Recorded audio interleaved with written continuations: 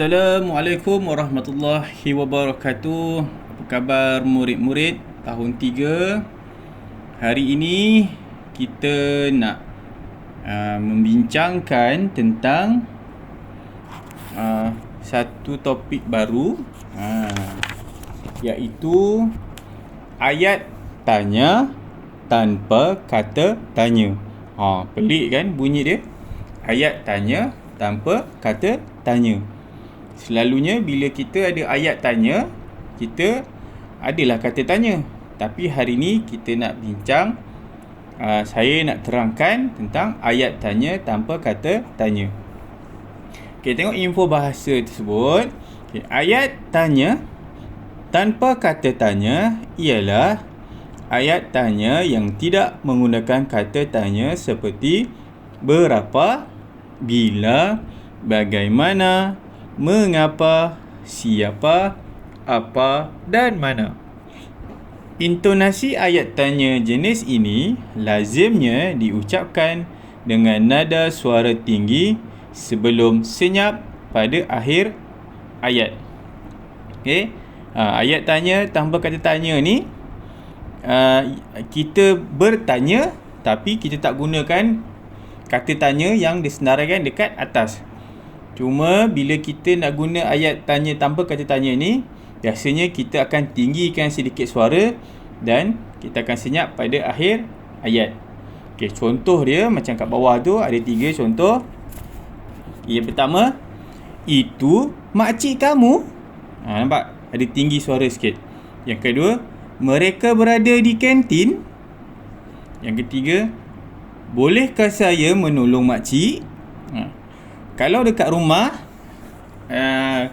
ayat yang selalu awak dengar, okay, selalunya petang-petang lah. Bila dah habis main apa semua, kemudian mak awak tanya, awak dah kemas?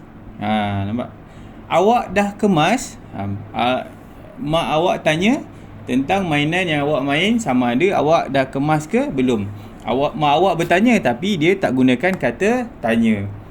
Ataupun kalau tengah hari, Along nak makan? Dia tanya, Along nak makan? Dia ayat tanya tanpa kata tanya, tapi ayat tanya tersebut dia tak ada kata tanya yang contoh kat atas tu. Dia kena suara dia kena tinggi sikit bila bertanya. Okey, sekarang buka buku teks bahasa Melayu tahun 3 jilid 2, muka surat 26. Kita baca sama-sama. Okey, yang awak lihat ada tulisan berwarna biru. Tulisan berwarna biru tu ialah ayat tanya tanpa kata tanya. Jadi semasa baca, nada kena tinggikan sikit dan senyap pada akhir ayat. Okey, mari kita baca sama-sama. Okey. Perangkap sisa makanan. Makcik Siti, ibu saudara Nabila. Beliau pengusaha kantin di sekolah Nabila. Selepas waktu persekolahan, Nabila membantu makciknya di kantin. Ini alat perangkap sisa makanan, makcik? Ya, Nabila. Ini alat perangkap sisa makanan. Alat ini disambung terus pada sinki? Benar, Nabila. Alat ini disambung terus pada sinki. Banyakkah faedahnya? Mestilah banyak faedahnya, Nabila. Air dari sinki yang mengalir ke dalam longkang bebas daripada sisa kotoran. Okay, untuk yang seterusnya, tengok tak makcik Siti bawah tu dia jawab menggunakan perkataan boleh. Jadi ayat tanya tanpa kata tanya, kita boleh guna perkataan bolehkah. Jadi jawapan yang sesuai, soal ayat tanya yang sesuai kita nak guna kat situ boleh mula dengan bolehkah. Okey. Cuba awak fikirkan, apa ayat yang sesuai? Saya bagi masa 5 saat. 1, 2, 3, 4, 5.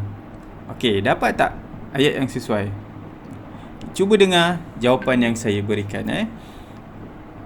Bolehkah alat tersebut menjadikan longkang bersih dan tidak berbau? Okey, itu jawapan saya. Saya ulang lagi sekali. Bolehkah alat tersebut menjadikan longkang sentiasa bersih dan tidak berbau? Boleh. Alat ini menjadikan longkang bersih dan tidak berbau. Aliran longkang juga akan lancar. Seterusnya, sungai juga akan bersih. Okey, itu sahaja untuk hari ini. Apa yang awak perlu buat, salin semula dialog di dalam buku teks, kemudian lengkapkan dialog untuk Nabila dengan ayat tanya tanpa kata tanya yang sesuai. Boleh guna contoh yang saya sebut tadi. Okey, itu sahaja. Assalamualaikum warahmatullahi wabarakatuh. Selamat belajar.